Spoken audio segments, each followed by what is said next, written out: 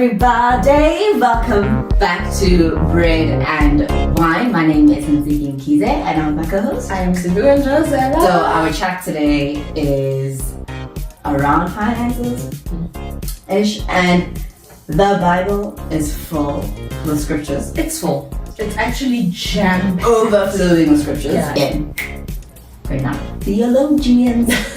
So come us with interpretations of scripture. Picking up on the first conversation that we had around where is your faith, how is your faith doing. One of the big areas of testing for me has also been around my faith as it pertains to my career and doing work and getting paid, and therefore going, Lord, where are your blessings? And where's the money that comes with the blessings? And then I think last month I said to you, between now and month end, I got 3,000 rand to make sure I can make it to month end. It was the 7th. That date was the 7th of March. The 7th of the month. And then July is now ending, and I had some work for August, booked and paid, right? And then I just realized, like, had I just kept the faith, the last 3 months would be relaxed. I really just could have been like, oh, God's gonna provide for my He's all thinking money in just in time, as Daddy likes to do. Just in time. Part of the reason why I'm laughing is because I'm like, I hit that month last year September, like, and then I'm still here. You understand? Like that month for me. That month for me was in 2022, where I looked at my bank account and like, And it's not like you hadn't been diligent, because you had been diligent. Like, you did your calculation of how much I need for savings, how much to hold me over. If you made the transition, you're like, okay, I can manage in the business, and then every single thing. But I had, in that time, like what you're saying, I had so much, like, depended on what I knew I was going to be able to do. I knew I had believed in myself and my capabilities, and what God had been to me up until that point. That God had worked in my life in this way. I calculated him to the T, guys. You know that calculated God. Like, I love have me here, line item. Oh man, like, who do I think I am? Actually, it doesn't make any sense. And I know that there were specific points even in that journey where I was actually disobedient and I didn't listen. And let me tell you, sometimes being obedient is very controversial. And it causes people to raise an eyebrow. When I was going to resign, for an example, I mean, people raised eyebrows. They were like, what do you think you're wrong? From the safety of corporate, babes, in this kind of like economy, like, are you? I'm like, guys, I would rather live off of beans and know that in my heart, my life has meaning, than to look pretty on the outside and have all these things and they're meaningless. Anyway, one of the things that God had, and I knew this very clearly, that when I was stepping into my new life, it would be a minimalistic life. I remember I said this to everybody. I don't know if you remember me saying this. I said it to everyone. And I said, guys, I actually need to let go of my stuff, eh? And I remember people would be like to me, no, you can't do that. You worked so hard to be able to afford your house.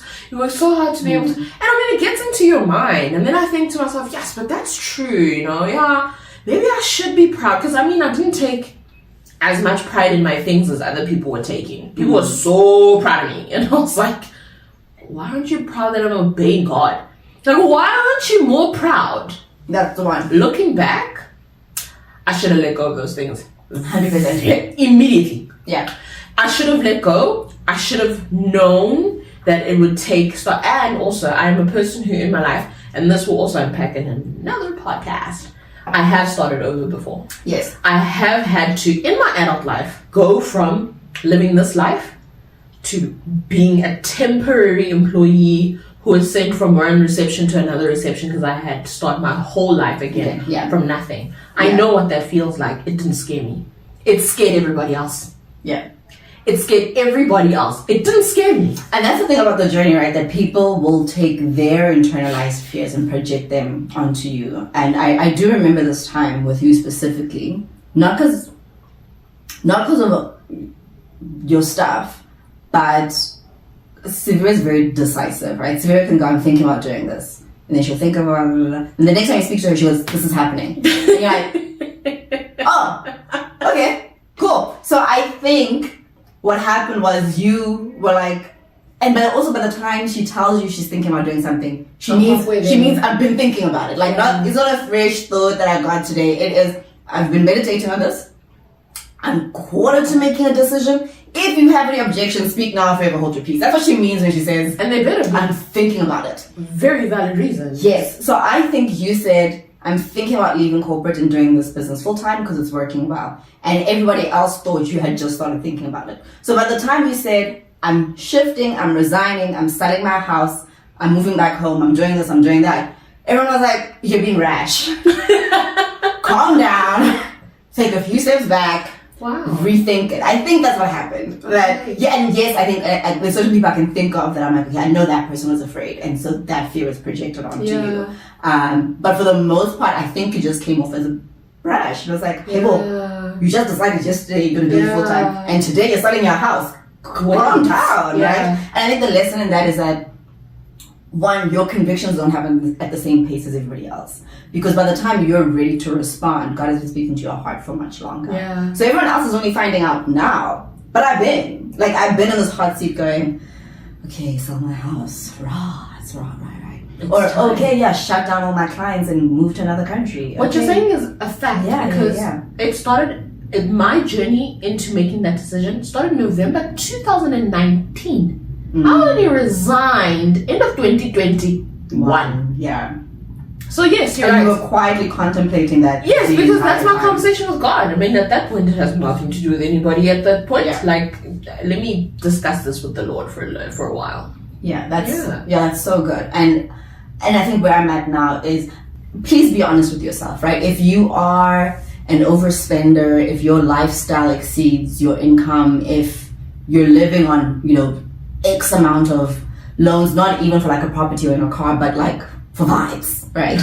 Be honest with yourself, call yourself out, pay your debt and chop down your lifestyle, right? But I think if you're a person who really is diligent, that you are with what you're earning, doing the best that you can, to go, yes, you're diligent, but don't beat yourself up because you feel like, oh, I failed so badly at this thing, and now I am in the pit of this, right? Because I think part of my thought process was going, after I was like, oh, don't you love me, I was like, oh wait, have I not been diligent? Like, did I maybe miss something along the way? Was I maybe presumptuous thinking that, because I didn't tap into my savings to explore this business opportunity?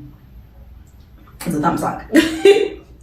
I was like, okay, 1, 2, 3, money's gonna come out there, that's gonna happen. Okay, cool, yes, I can tap into my savings, pay for that. And by the time I'm 3 months down the line, I would have made the money back. It didn't happen that way. Being a heaping, right? So, in the areas that you do exercise diligence, and there, for whatever reason, seems to be a misalignment, or even just the fact that isn't that slangani, that you kind of go, okay, because the habit I see a lot of people in is that when we feel like we're pushing against the grain, we just push harder. And pushing harder is not the solution. The solution is really, okay, let me stop pushing. Let me stop striving in my own strength. Let me lay this down. Let me step back. Let me reflect. And let me trust God. Oh, but let me actually ask God, are we on the right path? Because I did that too. I was with the business, with Mentor specifically. I was like, remember when I was in the UK? You gave me a dream. I was living my best life in the UK, just deciding what to do next. And you said, see how I got you here with all the sponsorship? This is what I want you to do. These resources get broken. Because I didn't decide to do this myself. You said. Is this a joke? Like, is this a joke? When are we laughing? 100%, right? And the person that I was saying that I got a word from, I actually hope we can get her on as a guest, because that would be such a great conversation. I would love to. Right? But one of the things that she said to me was that having the plan to do something is equally as important as having the instruction and the execution on how to do it. So very good and well that you have the plan to start a business that does 1, 2, 3, and that's great and impact those people. But you also have to go, okay, Lord, how would you like me to do this, right? And we see this pattern all the time, that God tells people, I'm going to make you great, I'm going to take you to this land, and there's all these promises. And then with that promise is an instruction that's, okay, it's not just Moses, I'm sending you back to Egypt. It's, okay, Moses, go to Egypt. And then when you get there, say these things to the Pharaoh. Yes. It's Abraham, I'm taking you to this land, and when you get there, dig wells. Yeah. Oh, and so there's the instruction comes with an execution. Even just in looking at the pattern of the art, God says to King David, I love your heart for wanting to build the temple. I will tell you what the temple needs to look like. I will give you the money for the temple, but you will not build the temple. So David hands over blueprints for the temple. He hands over a treasury for the temple, and he says, Solomon, go build the temple, right? But because God was like, there's too much blood on your hands, David, to build the temple. So I think sometimes we get instructions and we run off with excitement. Right? Yeah, I'm building for God. I'm building for God. And God's like, what are you doing? Or who are you talking to? Those are not the people whose hands I want involved in this. And that's actually something for me consistently in my 7 to 10 years now of being an entrepreneur that I've seen, that sometimes doors are closed, not because God doesn't want you to have the opportunity, but because the people who that thing might come through are not people that God wants for you. That literally by the time a thing works out for you in the spirit, you must know that everything connected to that thing is as God wants it to be. And I don't know when that became a difficult thing to trust. Or I don't remember when I forgot that. I don't know when I forgot that. But one of the things that the past 3 months of flings have shown me, and then going, okay, I'm going to go into this time of consecration, that immediately God was like, I don't know why you're running around like this. Like, what you doing over there? There's, need you here. And then also going, I also need you to trust me, because where I'm taking you, you cannot afford to think you got there on your own strength. So in the blessings of the Lord maketh rich, it's not even a financial thing. It's like you're going to have the leadership capacity, the mental fortitude, the integrity to hold the position that I'm taking you to. And the money will come. But I need to make sure that you as the person going there have land to be there. And that scripture, I'm glad that you even went back to it, because that's also a way that you can discern whether something is actually a blessing from the Lord or whether it's not. Yeah. So there's certain things that I think God uses as a bridge. Okay. Yeah. So if we go back to my story, so good.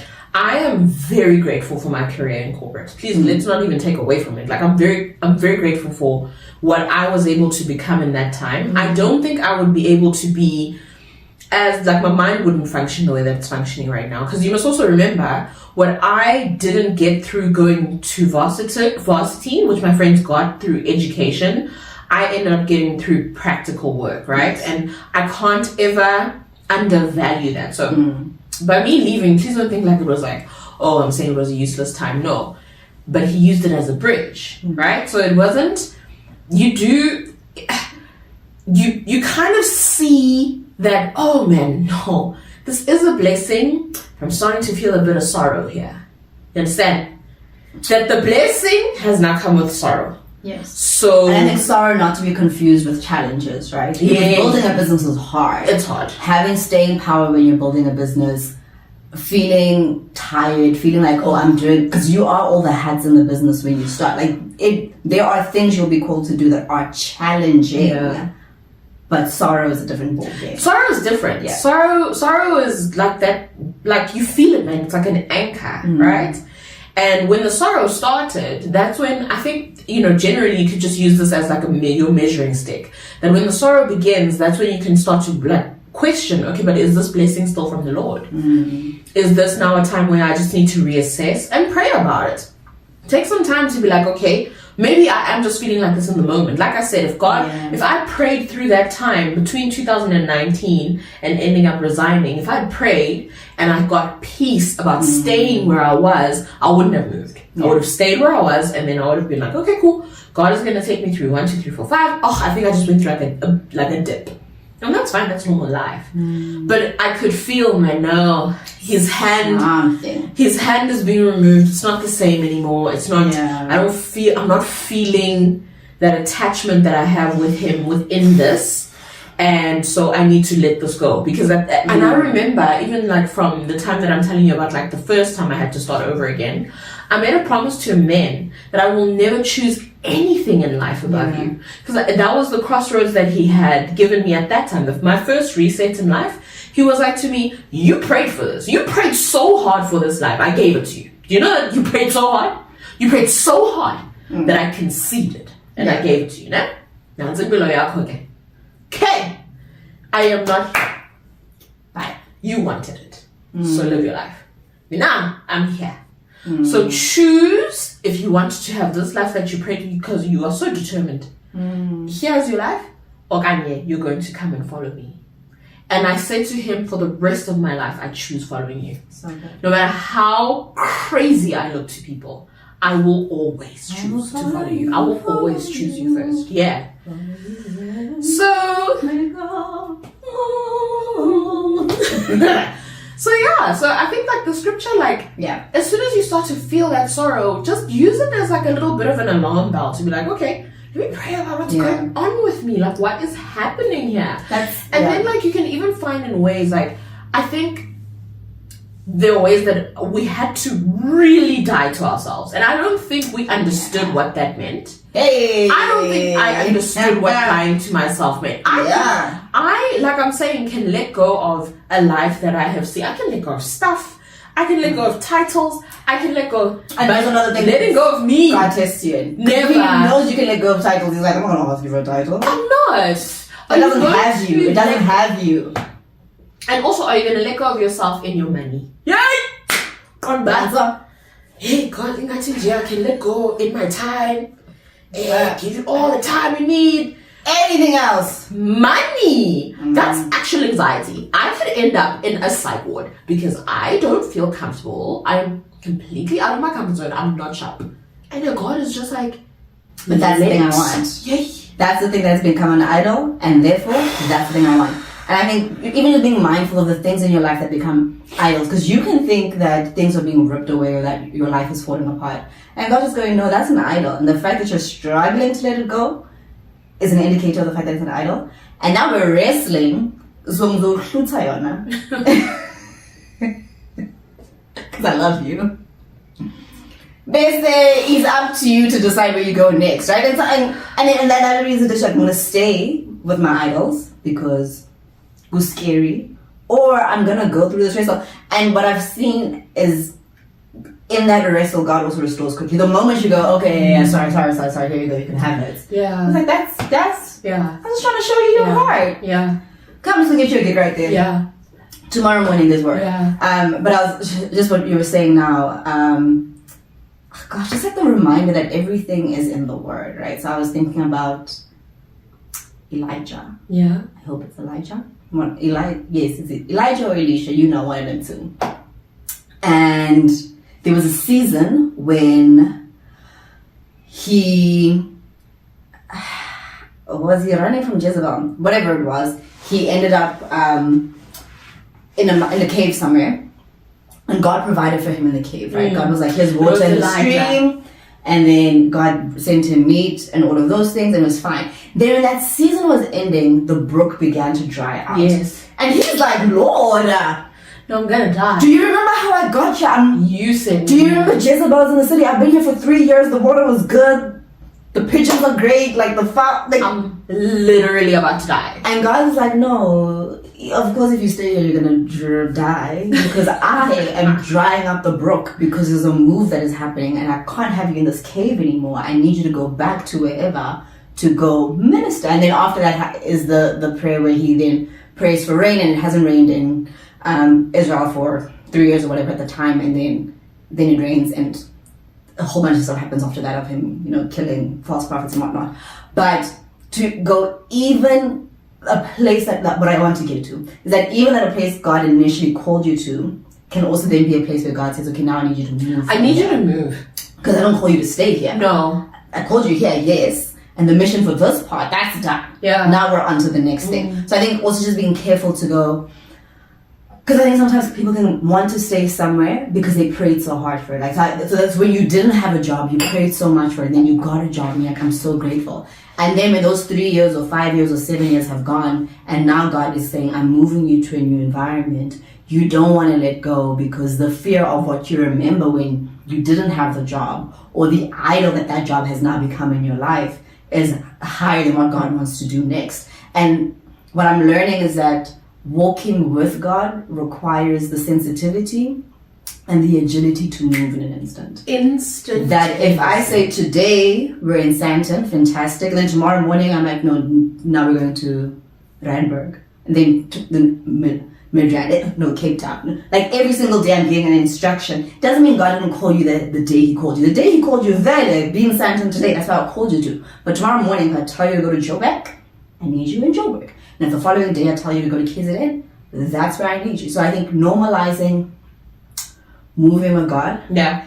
And then also normalizing that moving with God is not always the most comfortable thing. No. Right? I think we think it's supposed to be comfortable. I don't know where that doctrine showed up. Right? I actually wanted to even touch on that as well. Because I know I be thinking I need to be comfortable all the time, right? But I always think about the children of Israel when they left Egypt and they were going to the promised land. I'm like, it couldn't be me. I just want to tell you right now, that pillar of fire situation, that madness situation, it couldn't be me, right? But literally in that season, 40 years, and it is when you see the pillar move, you pack up your tent, you take your children, you take your livestock, and you follow that pillar wherever it's going. And you do not stop until the pillar stops. Yeah. When the pillar stops, that means this is the place I've ordained for provision. Whether it's provision for 1 day, 7 days, 3 months. It's up to me as well. It's up to me, right? And I think that's also because also the wilderness is a place of transition, and I feel like we're a little like in a wilderness season. That especially if you are in the wilderness, you have to be comfortable with, it's just me and my bag. Like when you say move, I am ready. And what we tend to do is we go somewhere and we don't set up a tent, we build a house. It's like a foundation, it's like a concrete. And God's like, no, I gave you a tent for a reason. And it's not to say that there can't be things in your life that are settled.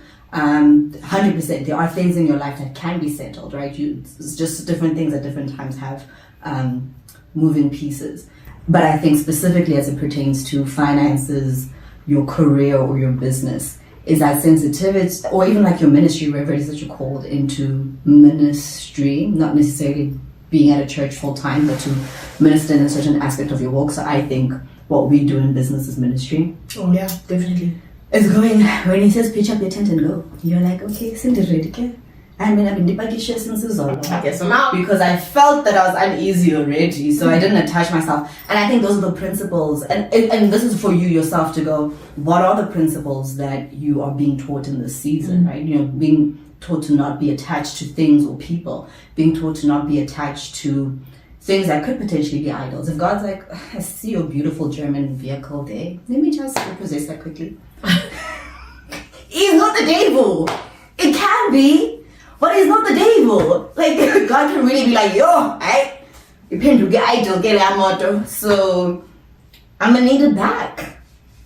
And help you see that it's also, and it's not to say that so much you have beautiful things, but it's the gift of learning not to be attached. That when you do have those things, you're there in the spirit of, I know this can only be because I have the grace for it. And that is a beautiful, I love that you said that, because that was the next point that I wanted to make. When you are in the zone of actually living in the actual blessing of God for that season,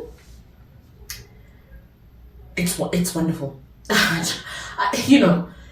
It is absolutely so wonderful because it really does bring no sorrow. You kind of just wake up in the morning, you're like, oh, this is nice. It's peaceful. I like it here. Once you've gone through, you don't even have to go through sometimes. Sometimes you actually don't need to go through like the period of the desert. You know what I mean? Like, even in that example, it took the Israelites 40 years because they were listening. That lots of things had to happen. It could have taken them like a fraction of the time. Can we actually pause on that? A lot of things had to happen, not random things. It was, we've come out of 400 years of slavery. Yes. We've come out of 400 years of specific mindset, of generational habits and patterns. Now God is saying, I'm moving you into a land of prosperity, of abundance, milk and honey.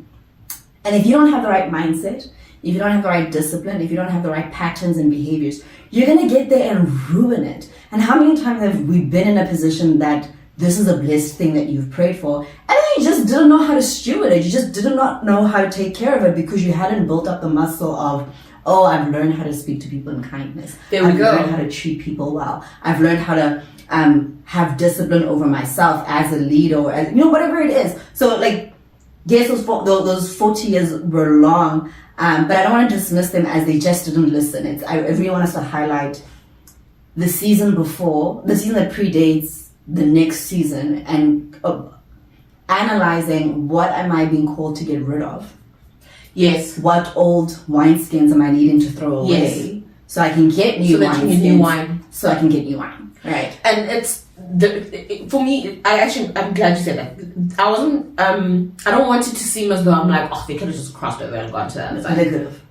But it also could have maybe taken 35 years. Yes. Maybe 15 years. Or 10. Or 10. Yeah, with that it didn't have to take the whole 40 years. Yeah.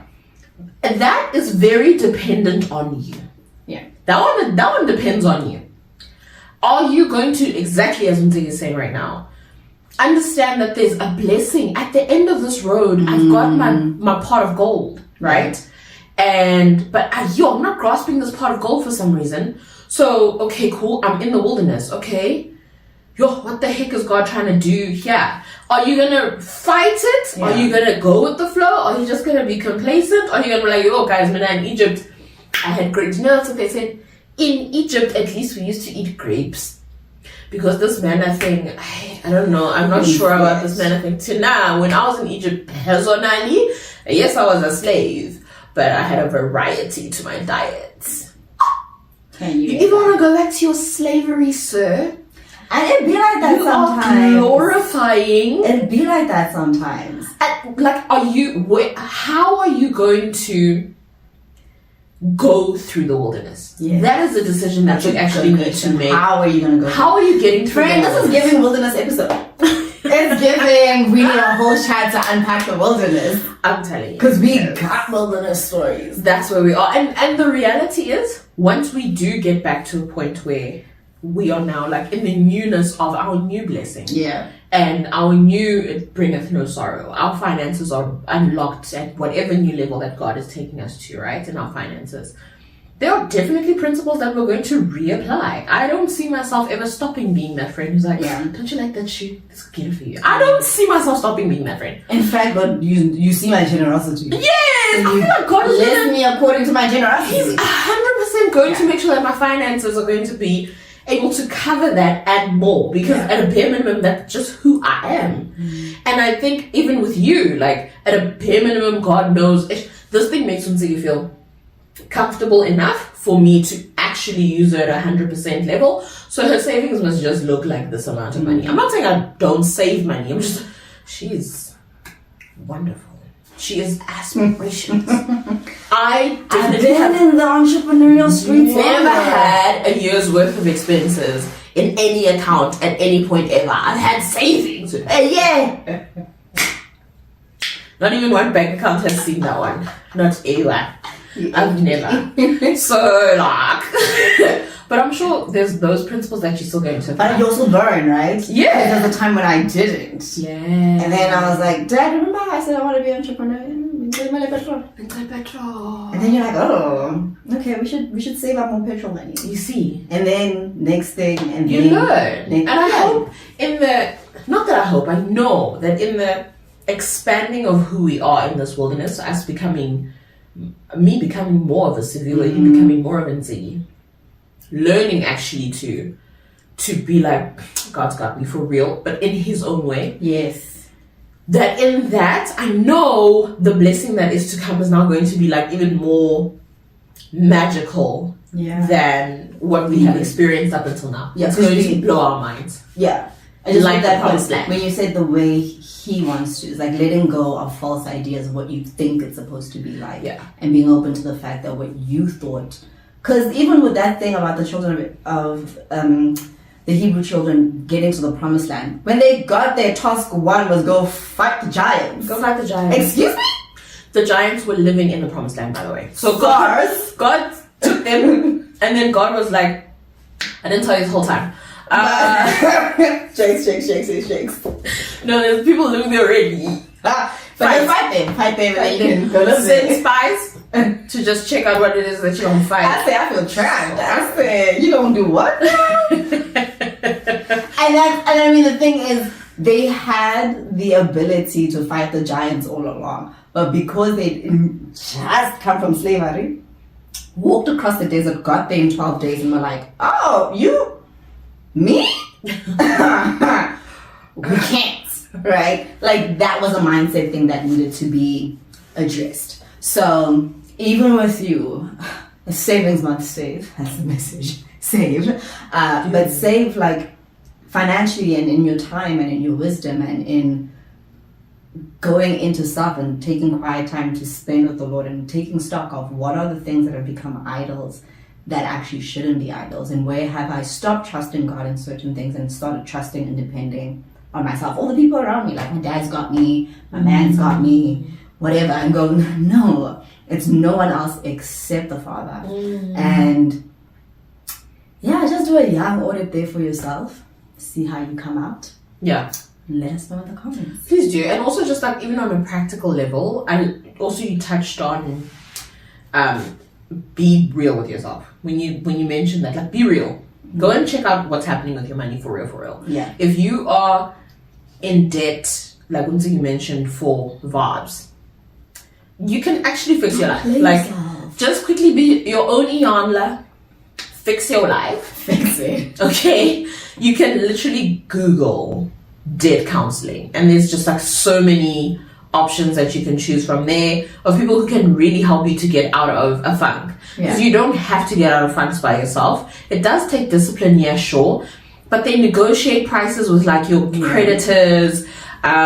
They negotiate terms with your creditors in a way that you wouldn't be able to, and whatever, and they like package how you can fix up your debt, and then you pay it off over that period of time. Yes, then they tell you it's like strict, you're not allowed to take out any more debt, you can't default on any payments, like there's all those things, but those are principles that anyway you should be applying when it comes to your money. Stewardship is a word that you've spoken about so much today in this episode, and you speak about it often in any case. It's important to steward these things. Your money is a blessing, and if you don't know how to be disciplined in your money, you're actually squandering your blessing. So like, just do it. Like, it's hard, it sucks. Do the right thing. But after a while, it'll become part of your life, and you'll become part of your habits and how you habitually There's no spend downside money. to stewardship. There's absolutely no downside to it. Just use those practical ways to get yourself out of the rut, and then learn how to manage your money, and learn how to say to yourself, okay, cool, this portion of my money I am going to put away. This portion of my money, I'm going to be using it for whatever the kingdom needs. This portion of my money, I'm going to be using it then to have fun.